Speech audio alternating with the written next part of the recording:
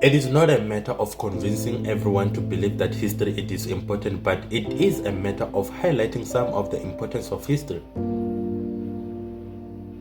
Like I mentioned before, history it is not necessarily what is written in the books, but everything that happened in the past. Here's a very practical example. Let's say now your friends come to you, they tell you like, let's go groove. Then you'll be like, no, I don't have money. Then they'll be like, don't worry about money.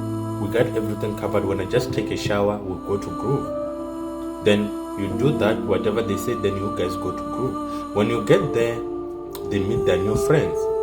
Remember, your friends have their own friends, and you also, on your own side, you have your own friends. You get what I'm saying? Then when you get there, they'll be like, bruh, we will be back within 10 minutes, we're coming now. Then they bounce. When they bounce, when you keep on waiting for them, remember you got nothing with you, you only have your phone. Mind you, by that time, maybe they bolted for you or they picked you up, you don't have a car. Then you keep on waiting for them. You even text them or try to call them, but then you can't even reach any of them.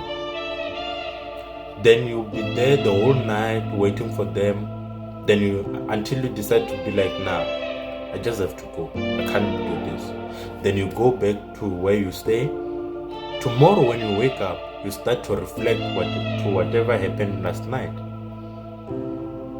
Then you'll be like, I would never do that again. If I want to go to groove, or if I have to go to groove, I have to have my money pocket that I can use to buy whatever I want to buy, that I can use for my transportation.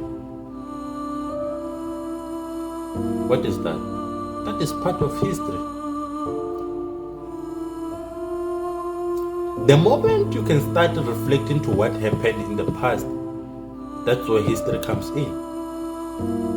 There's no way you can reflect to what happened in the past and be like, history has nothing to do with that. That action of going to group without money helps you to avoid depending on others. And the more you decide not to depend on others, is the more you adjust from what happened in the past to make things better in the future or in the present.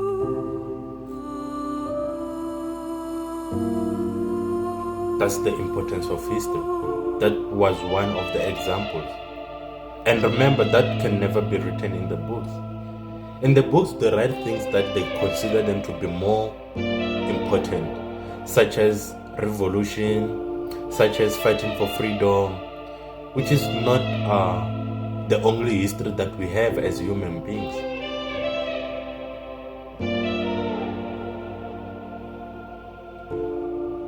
For you to be able to think or reflect from what happened in your childhood level, it's part of history.